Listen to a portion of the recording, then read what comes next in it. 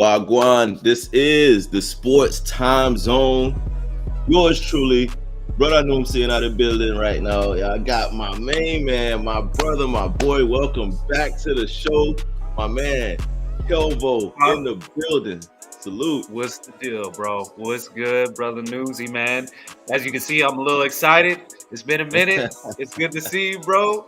Man, you looking good, boy. You know what I'm saying? I'm feeling good. I'm blessed, man. I'm ready to get this in, man. Let's do this, man. You know, that's what up, yo. Y'all out there, make sure y'all hit the like, the share, the subscribe. Also, my man Kelvo and myself, we all about that healthy lifestyle. Make sure y'all getting y'all cardio in. Make sure y'all going to the gym. Make sure y'all eating the right foods and the right drinks and all that. And if you're not eating the right foods and the right drinks, make sure you detox yourself at least once a week. Detox yourself. Get all the toxins out your body. Oh, man. Shout out to TZ Dave. I'm my man Q the Beat. Not in here today, but we got this weekend special going on. We got a real dope show lined up for y'all today. We're going to keep it moving today. We're going to talk a little bit about everything. We're going to talk some basketball. We're going to talk about Wemby, how he's been getting loose lately in the NBA. Talk a little bit about college football too, and then whatever else comes up, you know what it is. But also, salute to everybody that supports the channel. Right now, we are at 2,117 subscribers. Yeah, that's a big number. All praises. Crazy. A year ago, I started off with just like 10 to 20, and now I'm all the way up to 2,000. So keep it going, y'all. We trying to get to 3,000 subscribers. So y'all keep on sharing and liking, man. All of that. Let's go. I'll make the Sports Time Zone a better place. But man, oh man. So let's get this thing started though, Kelvo. My man Kelvo, because y'all see the 512 in there. My man is in Texas. You know, the Texas. You know what it is. I just had a really big win last night, and we're gonna get into that also a little bit later. But what I wanted to start off with today is start off talking a little bit about the NBA and Wemby. I don't know if you, Kelvo, have had a chance to really see Wemby play, like any of his game. I know you're in Texas, so you probably do get to see a lot of Wemby. But real quick, just to touch on his stats, last night the Spurs had a game against the Portland Trailblazers, and Wemby scored 30 points, 10 block shots. How do you get 10 block shots in a game? 30 points, 10 block shots, 7 rebounds, 10 for 11. Kelvo, 10 for 11 from the free throw line. From someone that's like 7 foot million, whatever the height he is. But that's crazy. That's amazing stat numbers there. What are your thoughts of Wemby in terms of what you're seeing from him early in his career? I know Chris Paul has unlocked a lot in Wemby, but what do you see for him now, and what do you see as far as projecting his future in the NBA, just from what you've seen so far of Wemby? Man, honestly, to be 100 with you, man, I haven't really been watching him play. I've been watching his highlights, but you know, I do agree with you. I think me personally, and kind of at the end what you said, having Chris Paul, I think having Chris Paul is really going to do miracles for him down the line, because, you know, Chris Paul is, say what you want about him, that's a legit Hall of Fame point guard and a true professional, you know what I'm saying? So for him to be around Chris Paul, that's going to help him out, along with the Chris Paul putting him in position to succeed, because, you know, Chris Paul that's Lob City, bro. Like, Chris Paul knows how to get you an easy look, bro. Like, that's helping his game. That's what helping him dominate more. Overall, I think, you know, there's still a lot to see. I think he needs to get in the weight, bro. I think he's talented. He's the tallest guy on the court, and, you know, put it like this, bro. If he gets as strong like Giannis, bro, he's gonna run the league, bro, like forever. Because you remember when Giannis first came in the league, Giannis he looked like y'all Wemby. Look at y'all Google Giannis like Wemby, bro. When he was like Wemby, yeah, exactly. So it's like this dude, if he really is serious, because apparently these international dudes want to play a little bit harder than some of these guys in the NBA, bro. If he gets to about 265, 270, man. Yeah. 260, I Wemby think at that 260, or at 255. oh my I goodness. think you got a That's problem gonna right be a there. That's force. a problem right there. But It's gonna be a force to be reckoned with. You definitely right. If he gets his weight up like that to that extent, but then you also got to look at the fact that usually guys that are that size, they have injury issues a lot. Like I don't know if it's a lot of strain on their knees or their legs. So my only concern with him putting on more weight is just his that. body's What is that saying gonna it do? pretty much over. Exactly. Exactly. Because now not only are you carrying around a 7'5" frame, now you carrying like 260 pounds of weight or 270 pounds of weight on that Yeah. frame. So, I would love to see him continue to blossom. Yeah, I want to see him gain and put on some pounds too, because if he's gonna barbecue chicken anybody who gets down there. Ain't nobody who's gonna be able to single cover. That'll really ain't no Shaqs or no Dwight Howard, prime Dwight Howards. You know what I'm saying? Like that, real post defenders, man, that are really locking dudes down like that no more, bro. Like, so he's gonna eat, bro. And he's 7'3", man. I mean, you're the tallest guy on the court, bro. And you're telling me this guy can dribble and shoot and do all this stuff. It's like, it kind of looks, honestly, for me, it kind of looks weird watching him play because he's so tall. Like, dude, this guy is like, it's almost like a created player, dog. Like, they just created. Yeah. Like, my bad. Hey, facts. That's X that out. When I first started playing NBA Live, this was before 2K. We were playing NBA Live. NBA Live, I would create players like Wemby on the game, like a 7'3" point guard. That's what I'm saying, bro. Like, dude, unstoppable, bro. It's like, it's like nobody. If he gains weight, that's what I'm saying. If he gains weight, there's only gonna be like maybe 3 or 4 people who can really do something against this guy. I'd probably say Giannis, AD, maybe Joker. Joker's not really, maybe, but he like could that. Joker. Nah, he Joker's could not like that defensively, bro. Nah, his defense ain't like that at all. So, like you say, Wemby. I mean, like Giannis and AD, only 2 people that I could. AD. Joel Embiid, I don't even think really want the smoke because Embiid can't even stay upright. I love Joel Embiid too, man. We gotta talk about that. His injuries. We gotta talk about that situation. That atrocity. Yeah, that's gonna be a whole show by itself. Just talk about that. But we definitely gonna get on Embiid, yo. He's going underneath the radar. Well, bro, nah, that can't be happening. Stephen A. Smith said he's like 2 steps away from being Ben Simmons. He said Ben Simmons is mad disrespectful, bro. That's mad disrespectful, bro. Stephen A. is out of bounds, dog. He always does that. He always doing that stuff, bro. He always doing that. You know what? I ain't gonna put Embiid in that category. I can't do him like that. I ain't gonna do that. He just won MVP, and you gonna call a man Ben Simmons, dog? Yeah, that was wild. So that's crazy.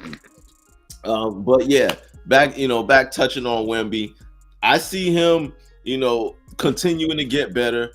If Chris Paul stays there with the Spurs for another couple of years, I think that'll even make Wemby even better. Right. That'll continue to get Wemby better because Chris Paul, like I said, he unlocked something in Wemby, like where now you can see when Chris Paul and Wemby's on the court. I know you haven't seen much of their games, but when I watch them and Chris Paul and Wemby are on the court together, they run a lot of pick and roll. Like they're like Stockton and Malone 3.0. Like Chris Paul comes off that curl, Wemby either steps back to knock down the 3 or he rolls to the basket and Paul is looking for him every single time. That's his first read. And Chris Paul, he likes to get the ball around, but he comes down looking for Wemby. Like that's his first read. And if Wemby ain't there, then he goes elsewhere. Yeah. But it's a beautiful thing to see both of them, kind of get their stuff together on the same team. Yeah, so, I mean, honestly, dude, when I saw that Chris Paul had went there, I honestly was kind of excited, and I'm not like a Spurs fan because I already knew like Chris Paul's about to be making, he's about to be getting Wemby some easy looks, dude. You know what I'm saying? Like like I was saying, Lob City, man. Yeah. Chris Paul's not dumb. He's a true point guard. He's gonna.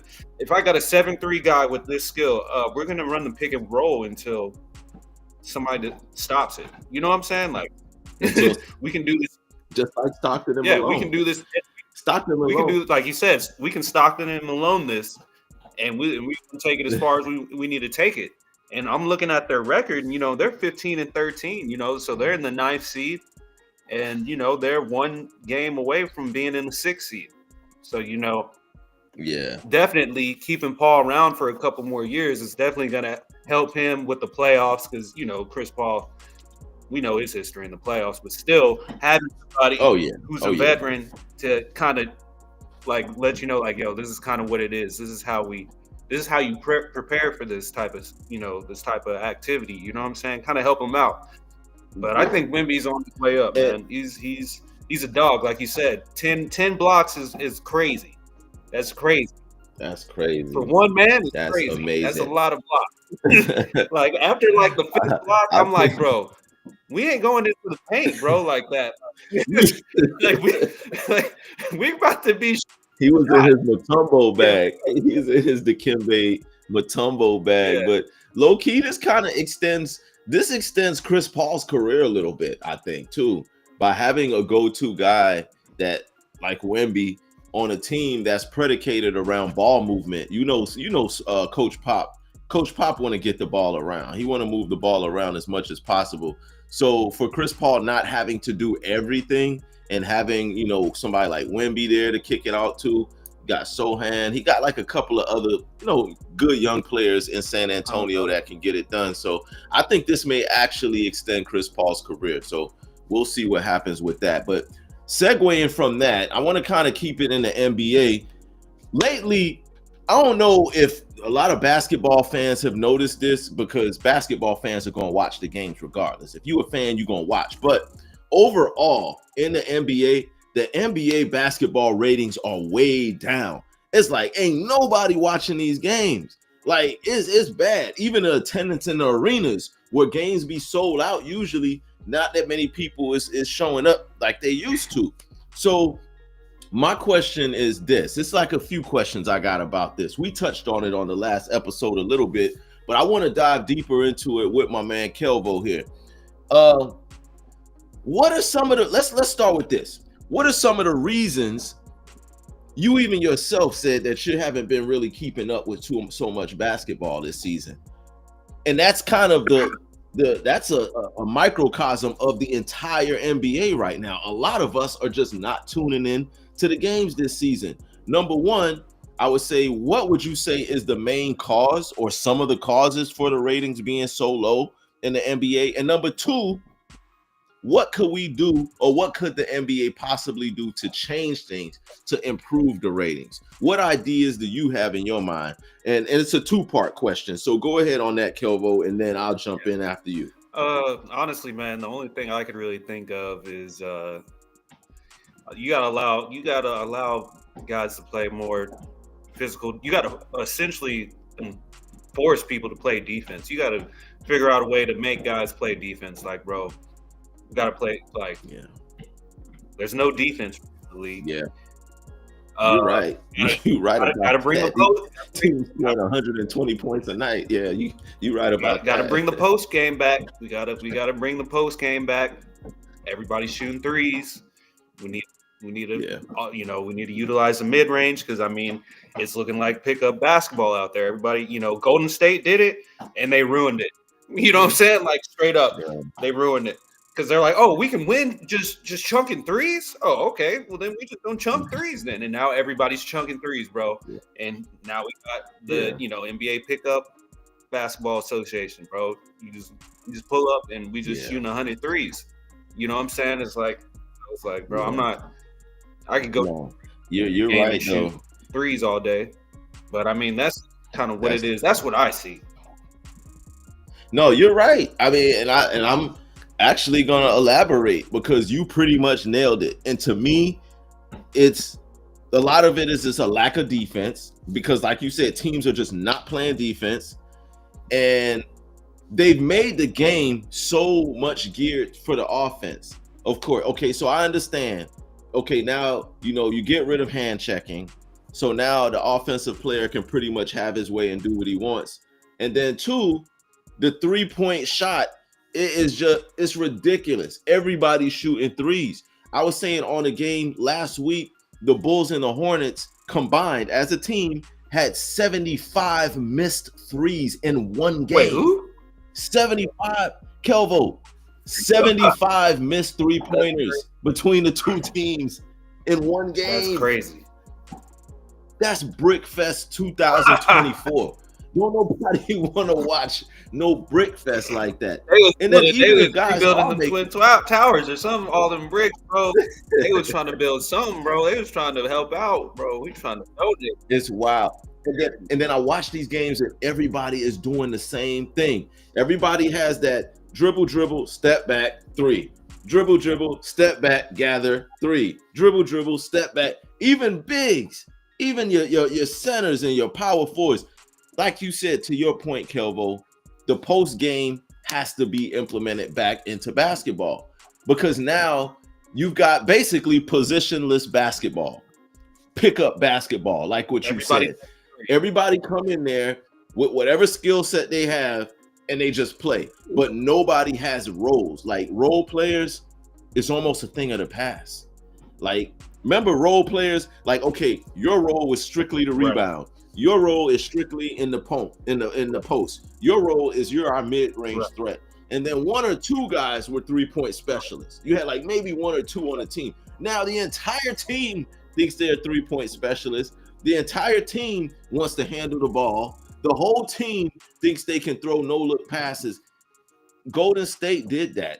I mean, look, like you said, it was beautiful to watch when they were doing it, because it was like, ooh, this is a new thing. Team, Steph, he's jacking up threes from the logo. Ooh, look, the Klay Thompson. Ooh, he can make 5-6 threes in a row. Ooh, but now everybody think that's the norm, and it's starting to kill the sport. So, yeah, like you, I think we got to bring back the post-up game. I also feel like they should go ahead and bring hand checking back. Bring it back. That's what I mean when I'm saying you got to allow guys to play defense, bro. I gotta be able to, I gotta be able to do a little something, bro. I'm not trying to shove you, nothing, but bro, I just can't let you just mix me, bro, without being able to stop you. That doesn't make no sense. And I'm gonna go a step further and say they might need to adopt the international basketball no goaltending rule. Let niggas goaltend, like the whatever, anything, because like in European and in Olympic basketball, once the ball hits the rim on a shot, it's a live ball. You can knock it off, you can do whatever. But yeah, that's in European and the Olympics. They allow you to go in the cylinder and knock the ball out. But they also have much better defense internationally than they have in the NBA. So those are just a couple of the things that I really think that could help. I'm gonna say something that's really controversial that people really aren't gonna say. Gambling, dude. Betting is really the main reason why the game is really where it is. Because now that you can bet, there's so many. Now that money's involved, we already know what comes with that. When you got betting involved, you already know who's you got them big dogs. Hey, these boys calling shots. You know what I'm saying? Yeah. These refs taking a little bit of change at the end of the day. They getting paid out there. Boy, them refs out there eating. And I see you refs. A lot of these people parlays. I see y'all got them parlays going on. Y'all boys out here playing for the Chiefs. Out here playing for these boys. I'm just keeping it 100. This is what it is. But hey, this is where the game's going. This is where the game's going, and now they're complaining about it. And it's like it's like complaining about a problem that you started. Why are the ratings so low? Yeah. Why is somebody watching the game? I don't know. You took the competitiveness out of it, dude. Like, like you said, this is what the NBA wanted. The NBA wanted more offense and higher scoring games. Now they got it. The NBA wanted it to be more global. They wanted to get Las Vegas involved. Now you got Vegas and you got the parlays, but now the downside is, like you said, how do we know these referees are not they don't got their own. Like, look, what's stopping me as a referee? I'm getting paid from the NBA to ref these games, but on the other end here, I got this bookie in my ear saying, "Yo, you know, if you can make sure this team shoots at least this many free throws, I'll break you off $500,000 from what I win on my parlay." Who's to tell a referee that he won't do that shit? Like, I mean, come on. Of course I'm gonna do that. I'm not stupid. It's 500. That's why I'm not mad at him. I'm not mad at him. I'm not sitting here, trying to say, like, bro, if I was a ref and somebody's really like, bro, if you just do this, I can get you 500. I'd be like, he's like, I got you. I'm gonna take care. Like, I'm gonna get like 2 million. I'll give you $500,000, or I'll give you $1 million, or whatever it is. 100,000. I can make that work. I'm gonna make that happen, dog. I'll take that 100 and turn it up. I'll put that a couple of times. I'll invest. Like, yo, that's a life changer, bro. That's a hookup, bro. It's like it's only one game. It's like, oh, yeah, I'm doing it, bro. There's too much, like you said, there's too much that can go wrong with that. And now I think it's the times that we're living in now. There's no turning back from it. Once Las Vegas is in there and they're locked in, it's over. I was on FanDuel like the other day, and I went on there just looking at some bets, and I'm like, yo, if I was a ref, I could literally make all of this happen. Like, everything on these parlays, I could make that happen. The only thing you can't make happen is, if somebody needs to get this many rebounds, or if you can't actually go and get the rebound for them. But if it's points that they need, you can make sure that this person gets this many points by sending him to the free throw line this many times. So it's so much. But the NBA ratings are down. Hopefully they figure it out, because I'm a huge basketball fan, but I ain't even gonna lie. This season, I haven't even been nearly as locked into basketball as I normally am throughout most of my basketball life. Knowing you, that's wild, bro. Knowing you, that's yeah, especially for me. So NBA, hopefully y'all get it together. We're gonna keep the train moving. Next thing that I want to talk about, we're gonna switch gears over to college football. The college football playoff committee has just restructured the way that they have the college playoff format set up. Remember back in the day, it used to just be a bunch of bowl games, and then the top 2 teams play in like the Rose Bowl or the biggest bowl, and they duke it out for the championship. But now it's different.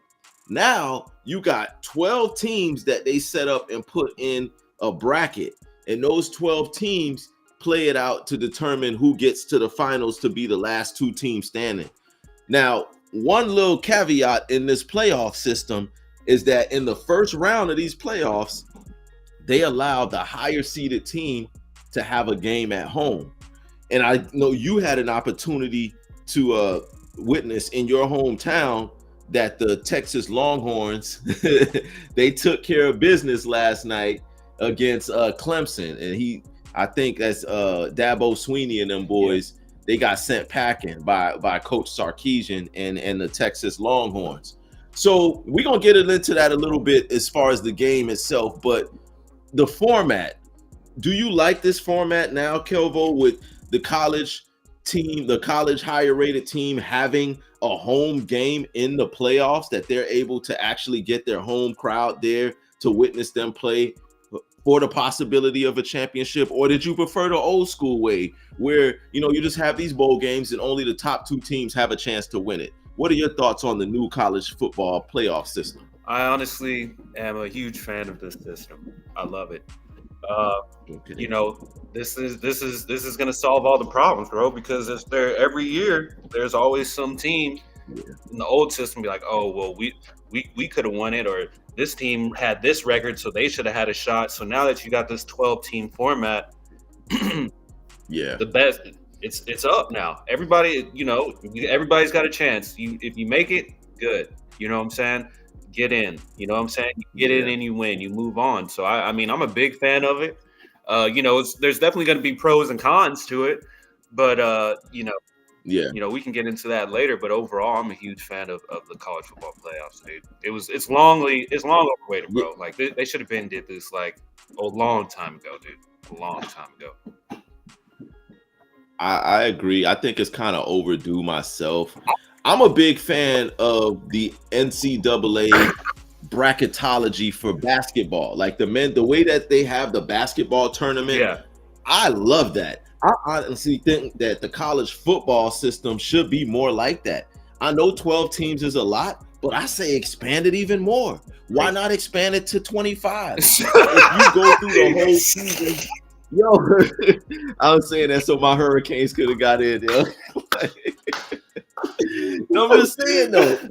I mean, the whole season we looking at top 25 teams, top 26 teams. They're like, oh, this team make the top 20. But then when the playoffs start, oh, we only gonna count the top 12. Why not expand it? I'll break it down 25? For you. I'll break it down for you. This is what's gonna be. Go ahead. You forced my hand. This is gonna be the pros and cons of the college football playoffs. The pros, we get to see more college football. The cons is the NFL is gonna get slightly affected, and there's gonna be a lot of college players getting injured more. So there's going to be a lot of injuries. Like we had 2 guys in Texas get hurt yesterday. I don't know if they're going to play on the next game, but they got hurt. And I know I think a couple of Clemson guys might have got hurt, but there's going to be some more guys getting hurt because guys aren't used to playing all these extra games. Like they're giving them time to rest in between, but still, they're not. And then after that, you got to go. Some of these guys are going straight to the pros. And then some of these guys might be starting. Yeah. So you're going, if you were in the college football playoffs and you played, then you're going from that to training to the combine, from the combine, going straight into the grind of the NFL. You know what I'm saying? Getting ready for the league. That's true too. That first year for a lot of these rookies, some of these dudes might not make it if they was in that college football playoff. It's going to be harder for them. Like they're going to be hitting that rookie wall. But overall, I think, But yeah, you can't do 25, bro. Because if you do 25, bro, we're gonna have like a 2-month college football playoff, bro. You tripping? It's gonna be like, yo. Because honestly, I'm gonna keep it a buck with you, bro. I think there's more people in tune with this college football playoffs than there are in the actual real NFL playoffs, bro. From what the vibe I'm feeling, I think people are more in tune to this college football playoff than this NFL playoff, and just because. I think you're right, though. I'm with you on that. Like, as far as the interest level, because this is the first season also with this 12-team format, a lot of people want to see how it's going to play out. They want to see what's going to happen. They want to see what the drama is like. I was watching Penn State game yesterday, and looking up at that crowd, it was like a whiteout. Like, it was the entire crowd. Everybody came in their playoff whites. It was a whiteout. So my only thing with this new playoff format, I love it, but you're forcing one of the teams to go on the road. You're forcing a team to go on the road and go into a hostile environment. Because yesterday, all the home teams won. Let all the home teams won. Now, well, let's look at the bracket real quick. I don't know if you got it up right here, but I'm looking at it. I see it. Looking at the bracket, Clemson versus Texas. Texas wins that. Tennessee versus Ohio State. Ohio State wins that. SMU versus Penn State. Penn State wins that. Indiana versus Notre Dame. Notre Dame wins that. So it's almost like you might as well just pencil in the home team. Like, because that kind of environment this time of year, and you expecting a road team to go in, like SMU, they had no chance in Penn State. Like from the minute that game started, you can see they had absolutely no who chance. should have played Penn State? Alabama. And they should have let your Hurricanes play Notre Dame, but y'all choked. So, sorry. Defense didn't come through for you. Did. Cam Ward is amazing, but defense is just garbage. Oh, man. That's a whole other conversation. This is the worst defense. But yeah. That's the worst defense in Miami college football history. I've been watching us play since I was a boy, a little boy. This is the worst defense we have ever had, ever. Even during the times that we were not ranked, and we were sorry when we were not ranked, our defense was still a silver lining.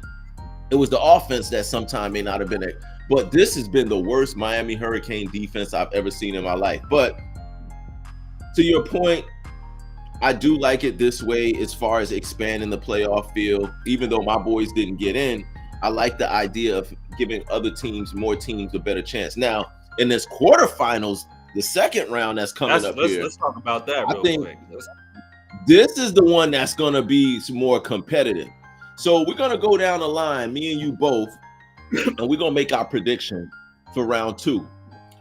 Texas versus Arizona State. Arizona State had an automatic bye because they won their little conference or whatever. They won their division or conference. College, they have divisions, conferences, but they won their conference going against your Texas Longhorns. Now, in this round, the games are not on a home field. These are neutral site games. Who do you like between your Texas Longhorns and Arizona State? And of course, I know you're gonna pick with your heart, but try to pick with your mind too. I know y'all Texas boys, y'all gonna automatically just default to Texas in any situation. But just for the purpose of the show,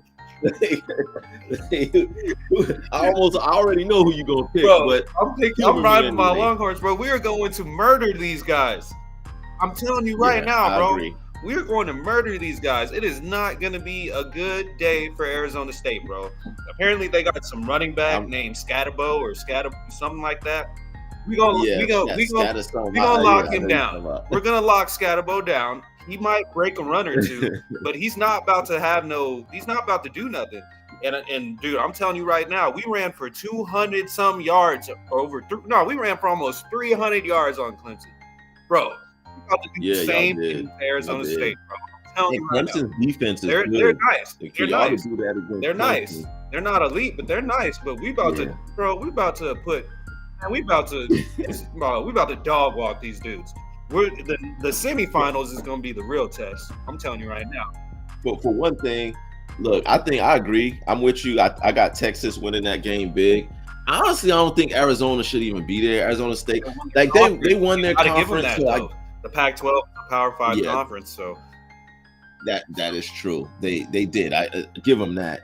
But when I look at these other teams on there, I don't see them. They're not like in the neighborhood of a Oregon or a Georgia or even a Notre Dame. But looking at that next matchup between Ohio State and Oregon, that should be an interesting matchup.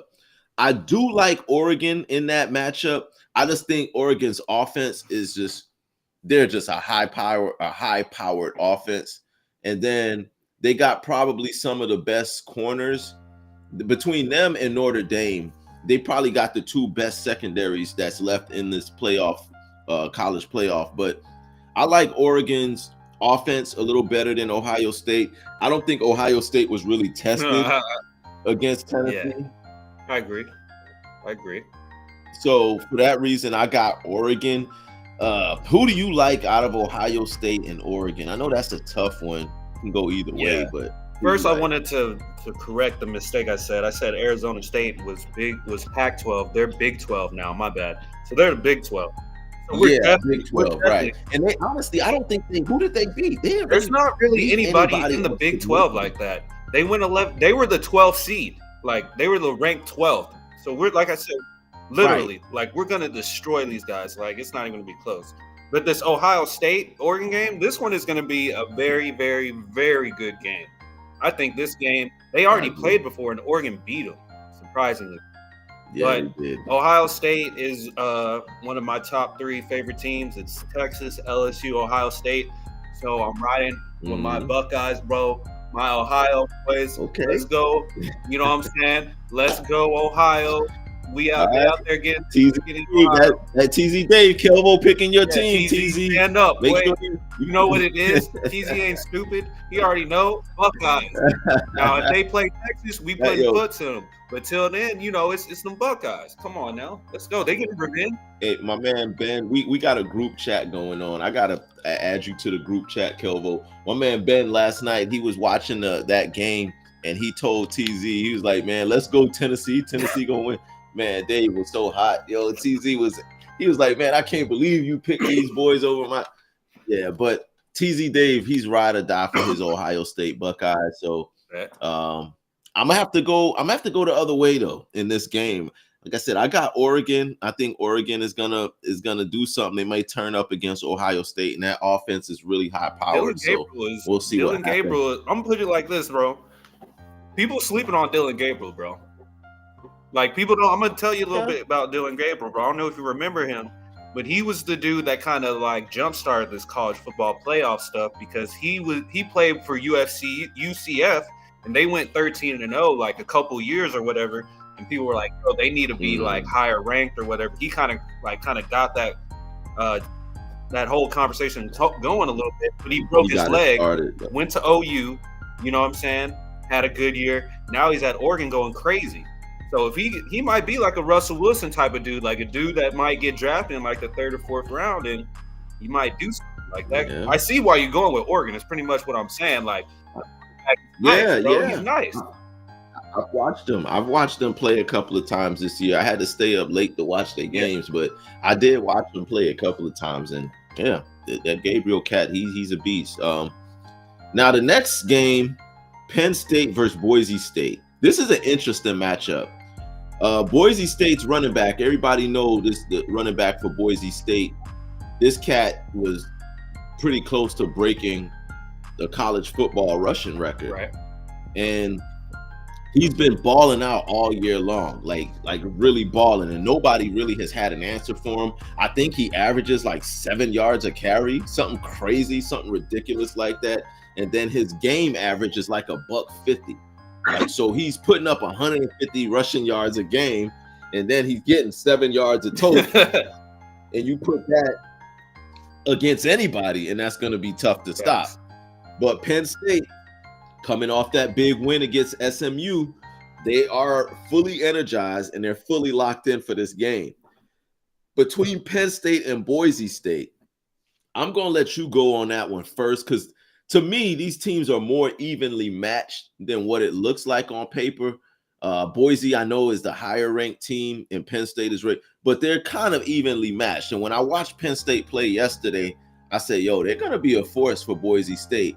But Boise State, with that electric running game, that's going to be tough for anybody to beat.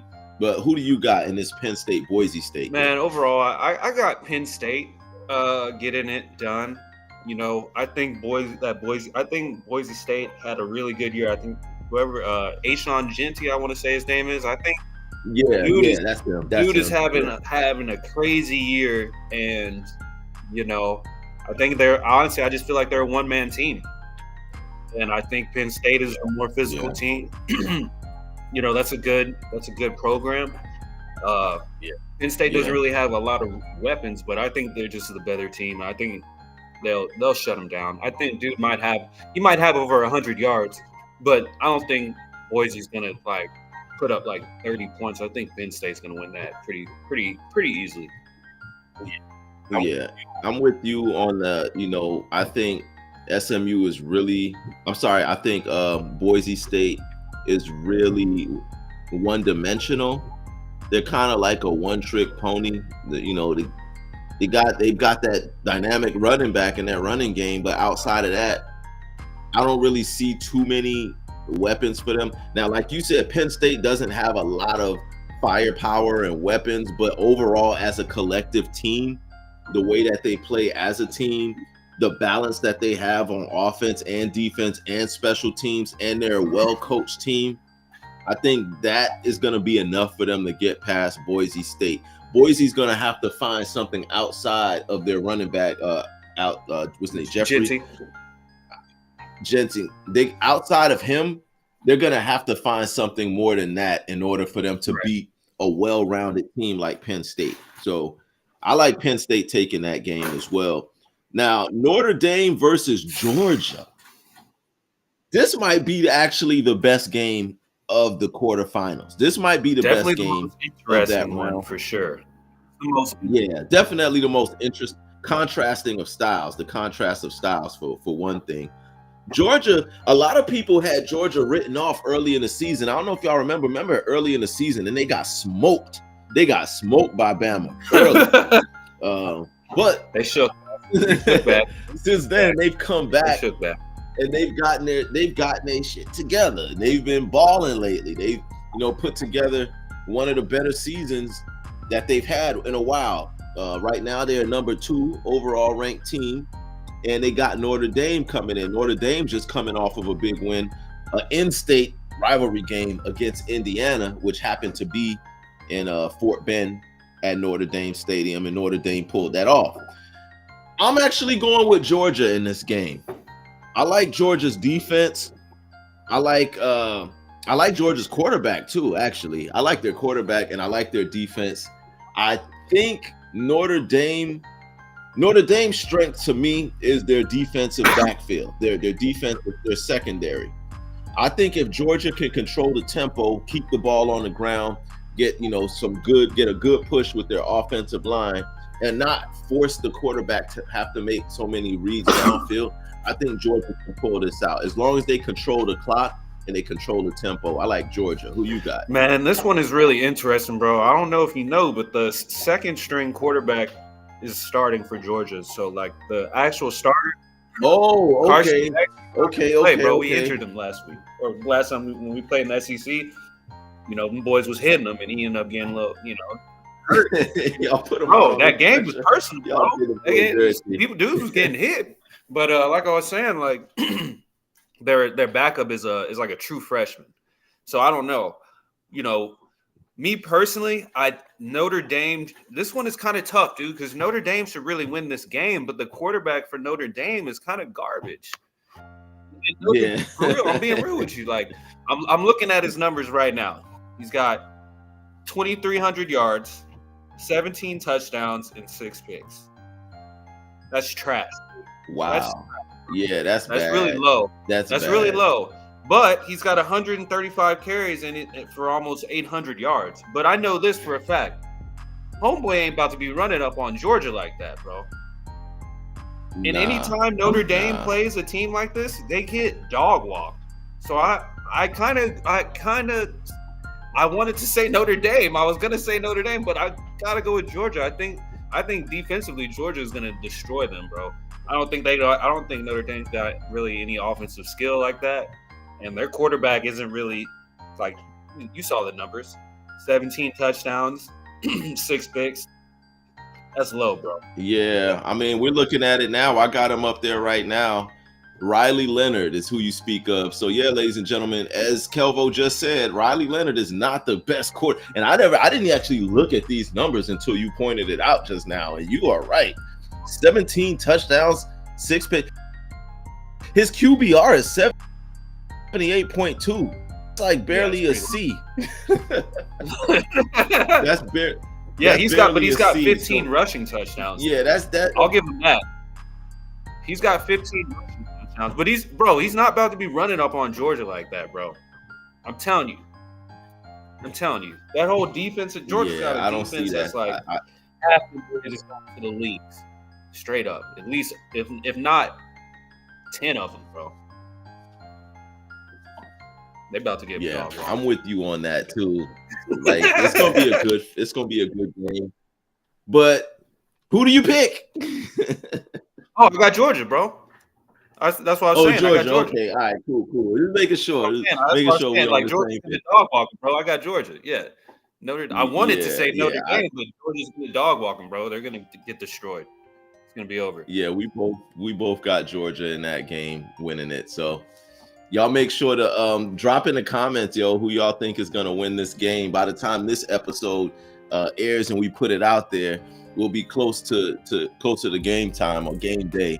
But we both like Georgia in this scenario. So y'all put in the comments who y'all think. Holy shut up. Yeah, no doubt. Good stuff, Kelvo. Now, we're staying with football right now, but we're going to go switch over to the NFL. And I always like to do this every once in a while. I go on these walks. And I call it morning walks with Numsi. And I'm out there and I'm going for a walk and I'm looking at the birds and I'm looking up at the sky and I'm smelling the air and I'm still trying to shake off whatever I was doing the night before. And I start getting these thoughts in my mind. And I'm like, yo, if they did this, or if the football committee or if the NFL changed this rule or that rule, how would that work out? So I start putting myself in the position of the rule committee of football and come up with these crazy scenarios. Now, I look at football and I think to myself, what rule could the NFL change that would make the game better? And the football game is already great. We love football. I love it too. But I can't help but to sometimes wonder and think about these things. So there's an NFL rule, as I was watching the game the other day, that I would say, you know what, yo, if we just completely did away with this rule and tweaked it a little bit, it would make the game move quicker. It would make the game better. Now, people are going to think I'm crazy because Pressure and TZ Dave and Q, they all think that I was smoking some sticky when I came up with this idea. But I said, why not get rid of offensive linemen holding penalties? Because if you look at it, holding can literally get called every single play. Every single play, somebody's holding. Now, sometimes it gets caught, sometimes it doesn't. Sometimes it's not even really holding, but the referee still throw the flag anyway. And these are situations that determine games. These are situations that determine elite quarterbacks. Because think about it. If you got a quarterback back there that can have all year to throw the ball, any quarterback can be considered elite if he has enough time to throw the ball. But what about scenarios where holding wasn't a factor? So let's say they take away holding as a whole, as a penalty. Just remove it from offensive linemen. You can't hold. Holding is no longer called. Just let people hold. But instead of holding, give the quarterback a throw clock. This means that the quarterback has about 7 seconds to get rid of the ball while in the pocket. If he doesn't either get rid of the ball or takes off for the first down within those 7 seconds, then the play is blown dead wherever he is, and that's where the next down starts. Now, I know y'all think I'm crazy. But Kelvo, I'm telling you, think about it. Number one, you giving the quarterback just 7 seconds to make a decision, and he's got to get rid of that ball, find a receiver, or just dirt it, or take off. This is forcing the action. And not only that, it takes away the advantage down the field. Because as a DB, you can't cover a receiver for more than maybe 7 seconds tops. But if a quarterback has all day and the receiver is out there doing all kind of left, in, out, right, go up, come back, drag, the defender is going to be lost at some point. So it's giving the defense, you're taking away the advantage that the defense has. But in your mind, number one, do you think I'm crazy? And number two, if you could change any rule in football, what would it be for you, Kelvo? Man, I don't think you're crazy, man. You know, do I agree? No, but I understand. You know, I understand where you're coming from. You know, I get it. Yeah, because I mean, some of these quarterbacks have all year to throw the ball, and they're not calling holding on every play. Man, yeah, I know. That's that fine line. But this is what I would say. I would say, if there's one thing I could change, I would want I would allow defenders to be more physical again, like they used to be. I would allow DBs to be able to put their hands on receivers more, and I'd tell people on defense, hey, bro, y'all can hit now. You know what I'm saying? There is no, oh, you got to hit in this area or you got to hit in that area, or, you know, all this like impossible garbage and like, oh, you fell on the quarterback. Like, dude, if I'm running full speed and he throws the ball in a split second and I'm running full speed, like, it's almost impossible for me to like pull back. Like, just so you get rid of targeting? So you saying targeting? No, I'm not targeting. I'm not saying targeting. I'm saying like I want to. Yeah, essentially targeting. I want to see guys get hit stick, bro. Straight up. I want to see defenders be able to come down and hit dudes like they used, like Ray Lewis used to hit dudes, and Ed Reed. They try to make the game safer, Kelvo. They trying to make the game safer. This is a dangerous game, bro. That's what I'm saying. Like, what they're doing isn't really making the game safer because people are still getting injured. At the end of the day, injuries in football is inevitable, bro. It's a contact, it's a gladiator sport, dude. People are gonna get hurt, and you got the advancement in health and nutrition. So you got dudes getting bigger and faster. So dudes is gonna get hurt regardless. You can put as many pads or pillowcases on the helmet. Dudes are still gonna get hurt, bro. Like, so might as well let everybody play on a level playing field, because now you got defenders out here getting fined for regular hits. You got dudes out here getting flagged for falling on guys and hitting guys with their hands. It's like, dude, he's got a helmet on, bro. Like, of course, he's good to get hit in the head. That's what the helmet's for, bro. when they first started playing football, bro, dudes was playing with no face guard, getting hit in the face, like straight up, like and lining back up. And now we got people crying about, oh man, da, da, da, da, da. It's like, dude, this is a violent sport, bro. This is what happens when you let too many soft people get involved with money, and now they're like, oh, this guy got hurt or concussions. The problem with that is, they did that because of the concussions, but that's the NFL's problem. Yeah. The NFL needs to take care of these dudes, and they're not taking care of these dudes. That's one of the main things too. These dudes aren't really getting that type of care when they get out the league. That's huge too. But it's a violent league, bro. You know what I'm saying? And now you're taking it away. You're putting the defenders at a disadvantage, bro. If I can't go full speed to the quarterback because if he throws in a split second and I hit him a little too hard, you might throw a flag. That's crazy, bro. If I'm a safety and I'm coming down full speed and a guy lowers his head at me, you're telling me I can't lower my head? I gotta like contort my body and come. No, bro. Like, dude. Yeah. You gotta be able to hit, bro. Like, so I see your point.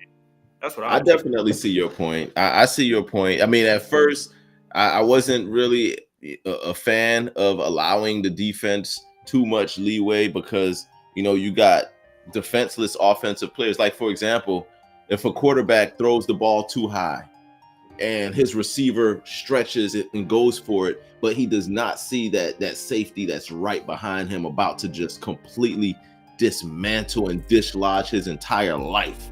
Like, stuff like that, I was like, all right, it's a defenseless receiver, so I agree with the flag. But to your point, as a defender, what are you supposed to do? Let him catch the ball first and make sure that he sees you coming first. And then, that's what I'm saying, bro. Let him catch it and turn and see me, and then I'm gonna hit him. Like, by that time, you're about to make a move, and where I'm about to hit you, you're about to shoot. Versus if I could have just stoned you right as you're getting to the ball, I'm not about to let you catch it and then hit you. No, I'm gonna time it, but I'm not gonna kill you before the ball even gets there. I'm not talking about that. I'm saying, like, they're just, it's the aggression, bro. It's a physical sport, dog. Like, you got dudes out here playing. I watch you can see it, dude, in the NFL. Almost every game, dude, you got somebody getting flagged for something, bro. And then when you look at the old clips from back when, the real players was playing, like the real hitters, you're like, this is a normal play. You see some of these photos of quarterbacks getting smashed, bro. Let Patrick Mahomes get hit in the face with somebody's hand. The refs is throwing flags. Let somebody push Patrick Mahomes to the ground, bro. Refs throwing flags. They about to pull out the stretcher and pick him up. If somebody sneeze on Patrick Mahomes, they throwing a flag, yo. Like, you can't even look at him. Like, defensive staring at the quarterback. Number 32, 15-yard penalty. Like, you can't do nothing to Patrick Mahomes, yo. Like, and that was crazy. That message you sent me earlier on IG, I did forward it to TZ. That's crazy, but no, I agree with you on that. Like, the football rules are heavily in favor of the offense now, and it puts the defense at a disadvantage. So I kind of agree. Maybe they should kind of change some of those rules to allow the defense to be defenses again, and and just, hit guys and stuff. But we'll see what happens. And I know the direction that the league is going in is they're trying to get rid of all the CTE. They're trying to get rid of all the concussions, all of the violent hits. I mean, heck, a year or two ago, DeMar Hamlin, who was a defensive player, almost lost his life on well, he did lose his life. They brought him back to life he died, but I don't think that was football related. I think that was something else. That was something else going on. Yeah, I'm quite sure. The optics of it. But I mean, hey, all praises he made it though. He made it though. He did. Yeah, all praises due. Shout out to Lamar, man. But yeah, dude, the game is getting. I think the game's a little soft, and as somebody who's played offense and defense, I like to see dudes getting hit. That's a part of the game, bro. That's what you look forward to as a defender is hitting dudes. Like, bro, if homeboy comes across the middle, I'm about to line this guy up, dude. like straight up. If he comes across, I'm lining him up, bro. Like it's done. Like he's not gonna come through here again. Like that's one of the best feelings of the game, coming down and laying the smackdown on somebody, bro. And now you got dudes going lower. Now you can't hit high. You got dudes going low. So what? We got ACL. Now you're gonna see a lot more. That's why we're seeing a lot more leg injuries. You know what I'm saying? Ankles, legs. You know what I'm saying? Lower body injuries, at an all-time high now because guys are having to go low instead of hitting high. So can't have both ways. NFL, either you're gonna have it one way or the other. NFL though, y'all ratings are looking good, so I guess ain't much to complain about too much for that. But yeah, good stuff though, man. Kelvo, appreciate your take on that. Oh man, ladies and gentlemen, we're not gonna go too much further with the show today. This is a special. We got a lot of games that's coming on today, so we're gonna check in with those games and tap in. While I have you here though, Kelvo, let's go ahead and get your picks. I know you're not looking at the Red Zone channel right now. You're not looking at it, but I'm going to get your real quick picks before we sign out real fast. And I want to see, what we can get for you real fast. Now, remember, those of y'all who are still sending your picks, continue to send in your picks because next, not this week, but the following week, we're going to tally up everybody's picks from the entire season. Everybody who's been sending in picks. We're going to finally tally them up for our final tally of the season to find out who is our picks champion and who got all of the picks right. So starting with this game, I'm going to start with this one with New York at the Atlanta Falcons. Who do you got, Kelvo? Falcons. Easy. The Giants suck. Oh, yeah, they definitely do. Oh man, I hate to say it, but yeah, the Giants are horrible. So I'm going with the Atlanta Falcons. Like I said this on the last show, so they pretty much already know my picks, but I'm still gonna get Kelvo's picks. So we got the New York Giants on that one. Next game, we got Detroit at Chicago. Who you got? Oh, I got Detroit. I got Detroit. Chicago's trash. I did too. Cleveland versus Cincinnati. Oh, Cincinnati, dude. Cleveland's trash. Sorry, James, but I agree. Tennessee and Indianapolis Colts, Kelvo. Ooh, that's a tough one. I'm gonna go with the Colts though. I picked Indy also. Los Angeles Rams versus the Jets. Oh, that's the Rams all day, bro. Stafford about to dog walk those boys. Yeah, I think I went Jets on that, but we'll see. You risking it. Yeah, I know it's gonna be tough. Philly and Washington. Ooh, I'm going Philly, man. The better team, man. I like Jaden Daniels, but I'm going Philly, bro.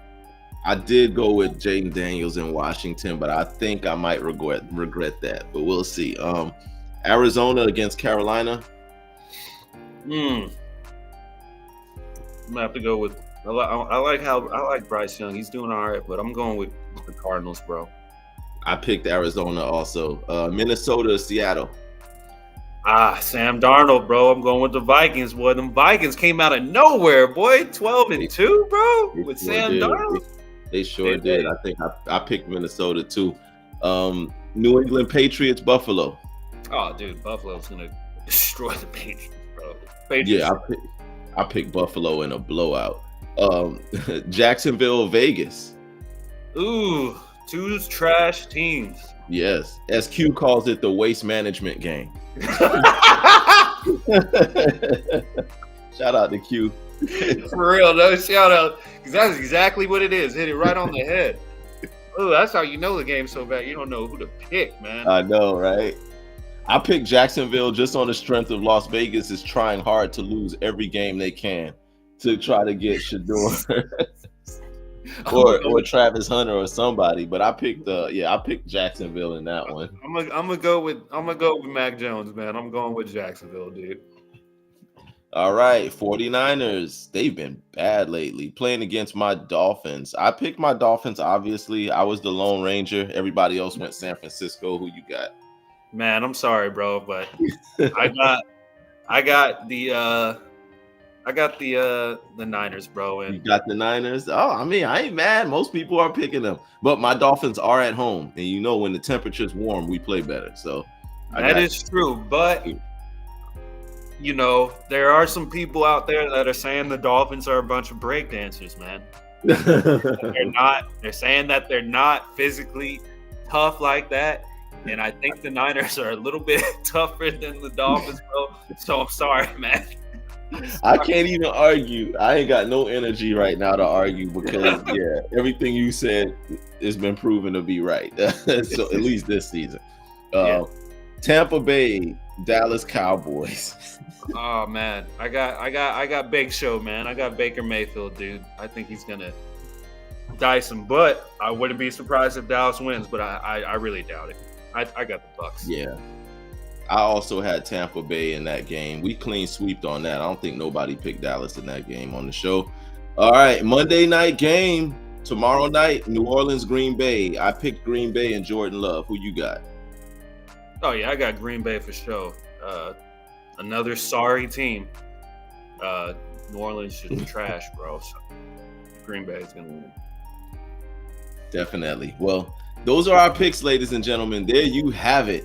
And that's the time we got for the show. I appreciate everybody for tuning in. Y'all keep it locked. My man Kelvo, I appreciate you once again for being on the Sports Time Zone. You're going to stick around a little bit to do our closing moment feature, if that's okay.